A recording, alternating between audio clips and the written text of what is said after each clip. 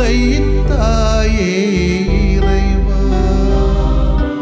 இறை மகனே இறைவா, தூய ஆவி இறைவா, உம்மை புகழ்கின்றோம். அன்புருவான இறைவா, அகிலம் காக்கும் இறைவா, அமைதி அருளும் இறைவா, உம்மை போற்றுகின்றோம்.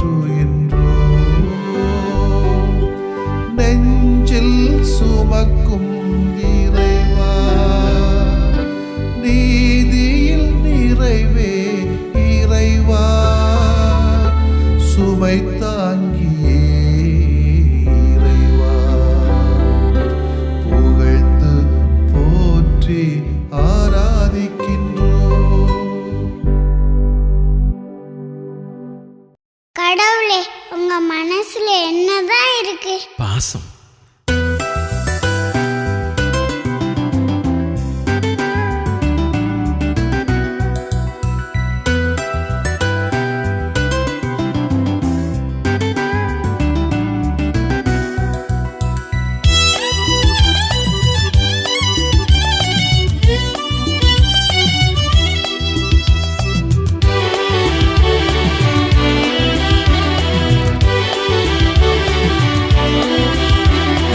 நான் இனி நீ என வாழ்ந்திடத்தான், நினைவினில் நாளெல்லாம் நான் உன்னில் ஆழ்ந்திடத்தான். நான் இனி நீ என வாழ்ந்திடத்தான், நினைவினில் நாள் எல்லாம் நான் உன்னில் ஆழ்ந்திடத்தான். நெஞ்சம் வந்து தஞ்சம் தரும் உன் வார்த்தைகள், நேசி என பேசி என்னை உனதாக்குமே. நெஞ்சம் வந்து தஞ்சம் தரும் உன் வார்த்தைகள், நேசி என பேசி என்னை உனதாக்குமே. நான் இனி நீ என வாழ்ந்திடத்தான், நினைவினில் நாளெல்லாம் நான் உன்னில் ஆழ்ந்திடத்தான்.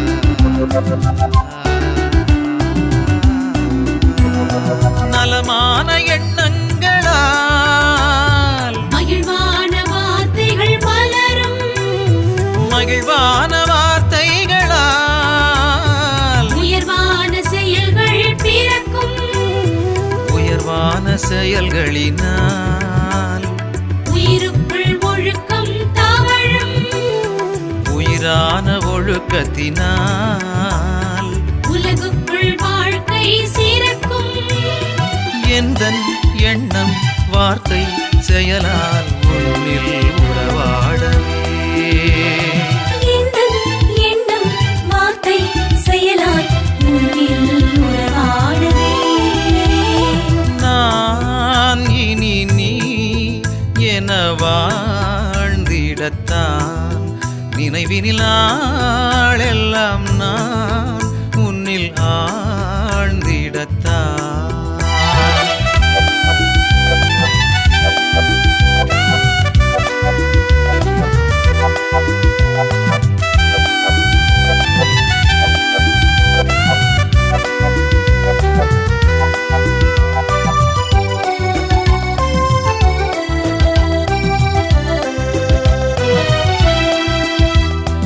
அன்பான வாழ்க்கையினால் அழகான நேயம் நீ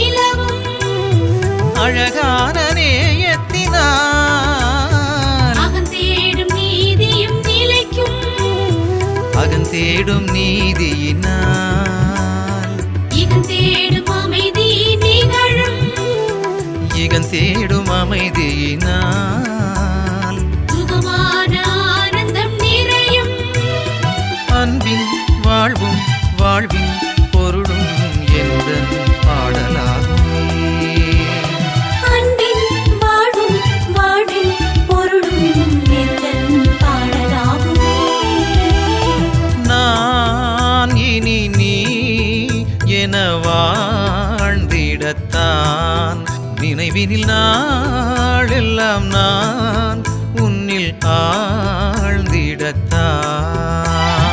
நான் இனி நீ என வாழ்ந்திடத்தான் நினைவினில் நாள் எல்லாம் நான் உன்னில் ஆழ்ந்திடத்தான் நெஞ்சம் வந்து தஞ்சம் தரும் உன் வார்த்தைகள் நேசி என பேசி என்னை உனதாக்குமே நெஞ்சம் வந்து தஞ்சம் தரும் உன் வார்த்தைகள் பேசி என பேசி என்னை உனதாக்குமே நான் இனி நீ என வாழ்ந்திடத்தான் நினைவினில் நாளெல்லாம் நான் உன்னில் ஆழ்ந்திடத்தான். யோவான் எழுதிய நற்செய்தி அலகு 10 இறை சொற்றொடர்கள் 11 முதல் 18 வரையிலானவைகள். உண்மையான திராட்சை செடி நானே, என் தந்தையே அதை நட்டு வளர்ப்பவர். என்னிடமுள்ள கனிகொடாத கொடிகள் அனைத்தையும் அவர் தரித்து விடுவார். கனிதரும் அனைத்து கொடிகளையும் மிகுந்த கனிதருமாறு கழித்து விடுவார். நான் சொன்ன வார்த்தைகளால் நீங்கள் ஏற்கனவே தூய்மையாக இருக்கிறீர்கள். நான் உங்களோடு இணைந்து இருப்பது போல நீங்களும் என்னோடு இணைந்து இருங்கள். கொடி திராட்சை செடியோடு இணைந்து இருந்தாலன்றி தானாக கனிதர இயலாது. அதுபோல நீங்களும் என்னோடு இணைந்திருந்தாலன்றி கனிதர இயலாது. நானே திராட்சை செடி, நீங்கள் அதன் கொடிகள். ஒருவர் என்னுடனும் நான் அவருடனும் இணைந்திருந்தால் அவர் மிகுந்த கனி தருவார். என்னை விட்டு பிரிந்து உங்களால் எதுவும் செய்ய இயலாது. என்னோடு இணைந்து இராதவர் கொடியைப் போல தரித்து எறியப்பட்டு உலர்ந்து போவார். அக்கொடிகள் கூட்டி சேர்க்கப்பட்டு நெருப்பிலிட்டு எரிக்கப்படும். நீங்கள் என்னுள்ளும் என் வார்த்தைகள் உங்களுள்ளும் நிறைத்திருந்தால் நீங்கள் விரும்பி கேட்பதெல்லாம் நடக்கும். நீங்கள் மிகுந்த கனிதந்து என் சீடராய் இருப்பதே என் தந்தைக்கு மாட்சி அளிக்கிறது. ஆண்டவரின் அருள்வாக்கு. இறைவா உமக்கு நன்றி. கிறிஸ்து இயேசுவிலே பிரியமுள்ள சகோதர சகோதரிகளே, இறைவனோடும் நம் ஆண்டவர் இயேசுவோடும் நாம் நம்மோடும் பிறரோடும் இணைந்து சார்ந்து சேர்ந்து ஒன்றித்து வாழ்ந்தால் இந்த உலகத்திலே கடவுள் விரும்பியவாறு நல்ல கனியை கொடுக்க முடியும்.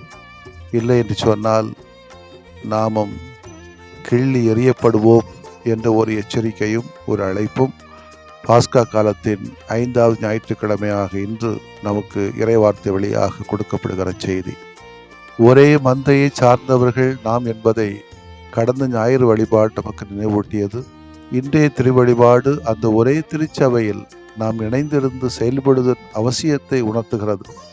பல அடையாளம் தெரியா அழிவுகளுக்கு காரணம் பிரிந்து செயல்படுவதே என்பதையும் எடுத்துரைக்கிறது.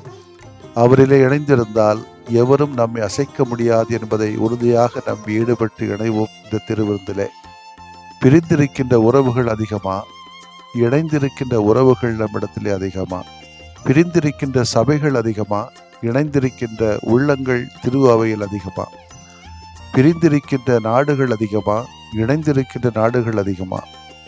இப்படி நாம் கேட்டுக்கொண்டே போகலாம். பிரிந்திருக்கின்ற கணவன்மார்கள் அதிகமா, பிரிந்திருக்கின்ற மனைவிமார்கள் அதிகமா, இல்லை இணைந்திருக்கின்ற கணவன்மார்கள் அதிகமா, இணைந்திருக்கின்ற மனைவிமார்கள் அதிகமா என்று கேட்டுக்கொண்டே போகலாம். நான் என் சகோதரர்களை பிரிந்து ஆண்டுகளாகிவிட்டன, அவர்கள் எனக்கு தேவையில்லை, என் சொத்து எனக்கு போதும், என் பொருட்களோடு இணைந்திருப்பவர்கள் இன்றைக்கு எத்தனை பேர்? என் பெற்றோரை கண்டு வருடக்கணக்காகிவிட்டது, அவர்கள் தயவு செய்து அவருடைய தயவு எனக்கு தேவையில்லை, என் படிப்பு என்னை காப்பாற்றும் என தன் அகந்தையான படிப்போடும் அறிவோடும் இணைந்திருக்கின்றவர்கள் எத்தனை பேர்? அருள் சாதனைகளை அளித்த திரு அவையை மறந்து நான் தற்போது என்னை ஊழியனாக்கி பெந்தகோஸ்தே சபையில் இணைந்திருக்கிறேன். விவிலியத்தில் தான் கடவுள் நம்மோடு இணைந்திருக்கிறார், நற்கருணையில் அல்ல என பிரிந்திருப்போர் நம்முடைய எத்தனை பேர்? வாழ்க்கை என்பது கனி நிறைந்த வாழ்வாக இருக்க வேண்டும். அந்த கனி தருகின்ற வாழ்வு என்பது நமக்குள் நிறைவையும் நிம்மதியையும் தருவது, பிறருக்கு பயன்படக்கூடியது, இறைவனுக்கு மகிமை சேர்ப்பது. ஒருவன் வாழ்ந்ததன் பயன் இதுதான். இத்தகைய கனி தருகின்ற வாழ்க்கையை வாழ ஒருவன் தனியாக இருந்துவிட முடியாது. அவன் இறைவனோடும் பிறரோடும் இணைந்திருக்க வேண்டியிருக்கிறது. இந்த கருத்தை தான் இயேசு இந்த பகுதியிலே பல முறை உணர்த்துகிறார்.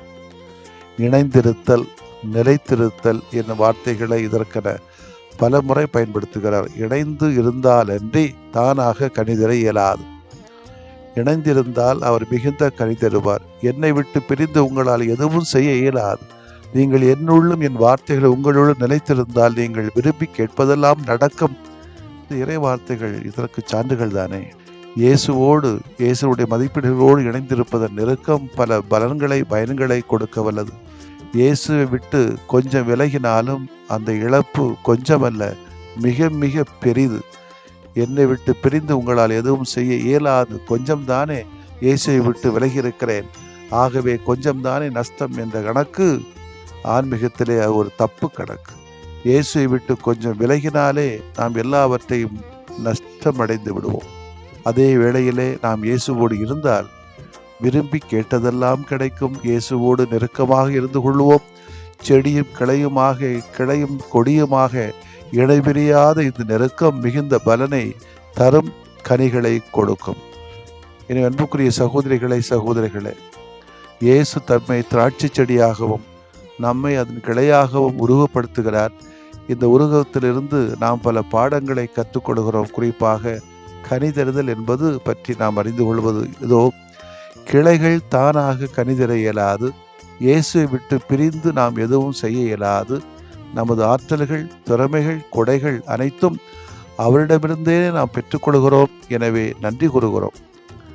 இரண்டாவது, இயேசுவோடு இணைந்திருப்பவர் மிகுந்த கனி தருவார். நமது ஆற்றல்கள், திறமைகள் நல்ல பலன் தர வேண்டும் என்றால் இயேசுவோடு இணைந்து நாம் செயல்பட வேண்டும். எனவே அவரோடு இறை வேண்டலிலே ஒன்றித்திருப்போம். மூன்றாவது, நீங்கள் மிகுந்த கனிதந்து என் சீடராக இருப்பது என் தந்தைக்கு ஆட்சி அளிக்கிறது.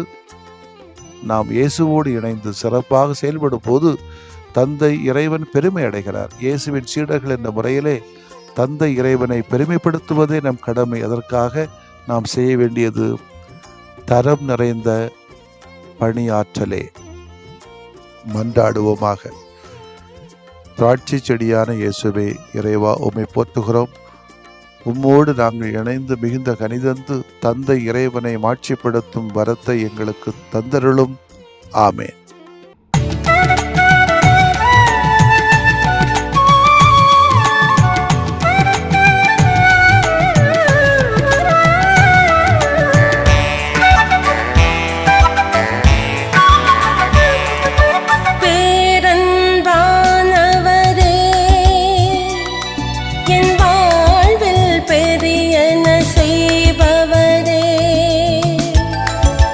வேதனையால் நான்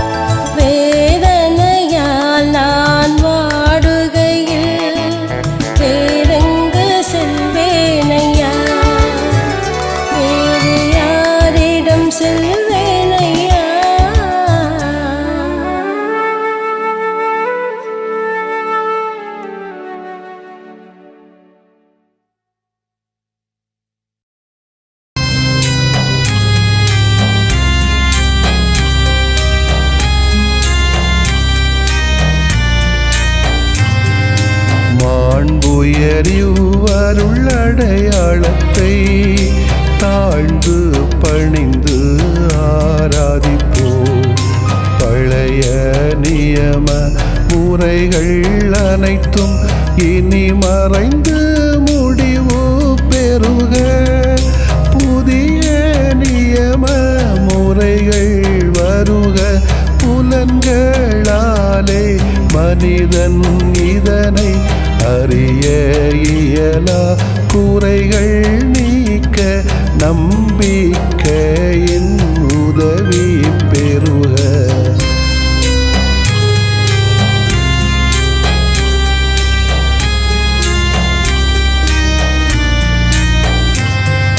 தந்தை அவர்க்கும் மகன் அவர்க்கும் புகழ்ச்சியோடு வெற்றியாக்கும். மீட்பின் பெருமை மாட்சிமையோடு வலிமை வாழ்த்து யாவுமாக. இருவரிடமாய் வருகின்றவராம் தூய ஆவியானவர்க்கும் அளவில்லாத சமப்புகழ்ச்சி என்றுமே உண்டாகுக. ஆமென்.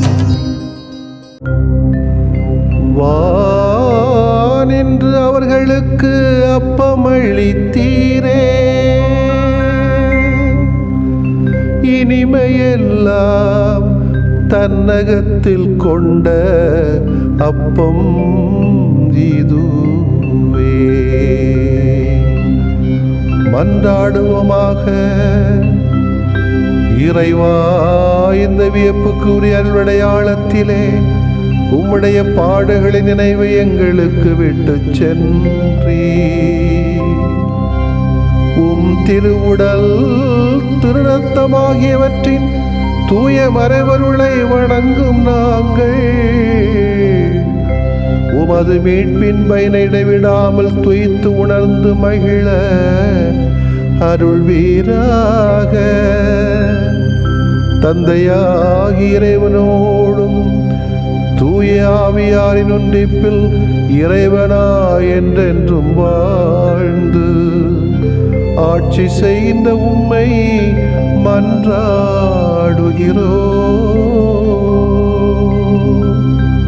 ஆமென்.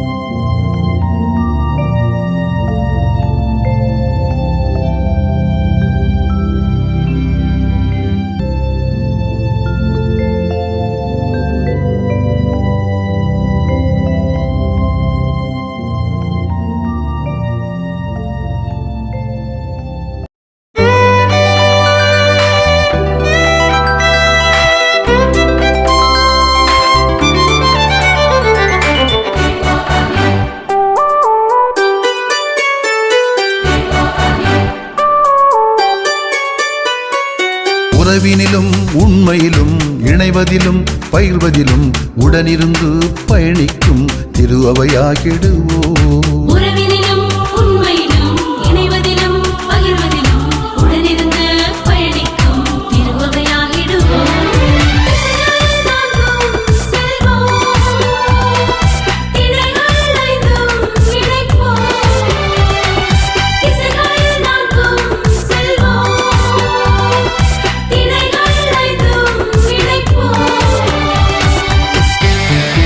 La la la la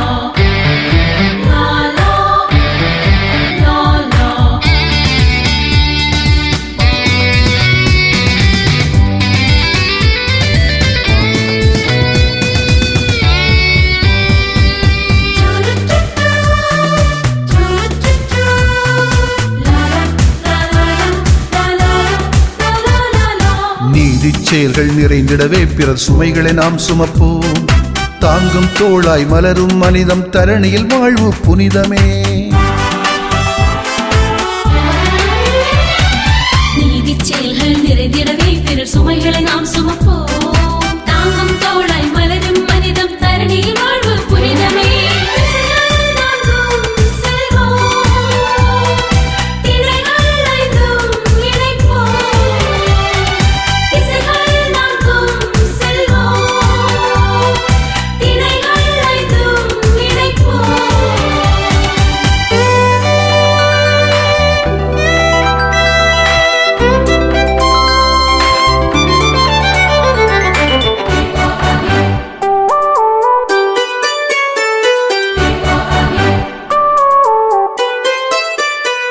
நன்றியின் வேண்டல் நமதாகி தினம் நட்புறவில் மகிழ்வோம்.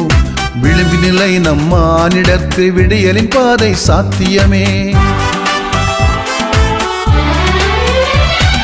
நன்றி வேண்டல் நமதாகி தினம் நட்புறவில் மகிழ்வோம். விளிம்பு நிலை நம் மானிடர்க்கு விடியலின் பாதை சாத்தியமே.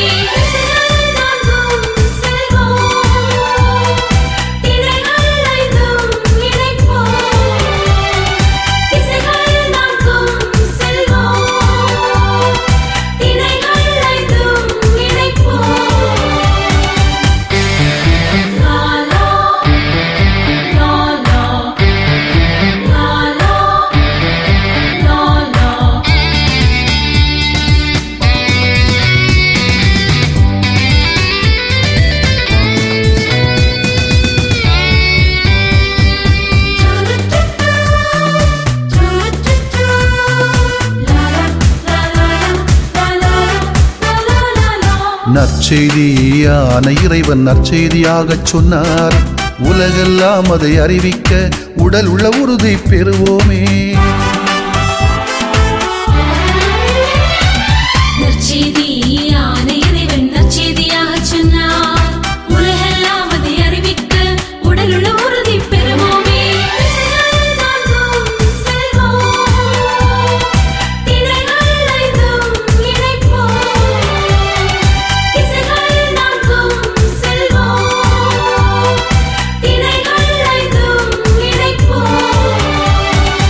உறவினிலும் உண்மையிலும் இணைவதிலும் பயிர்வதிலும் உடனிருந்து பயணிக்கும் திரு அவையாகிடுவோம். உறவினிலும் உண்மையிலும் இணைவதிலும் பகிர்வதிலும் உடனிருந்து பயணிக்கும் திரு அவையாகிடுவோம்.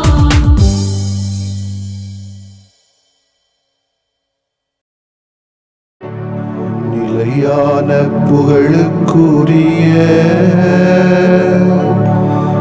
தூய இறை நன்மைக்கு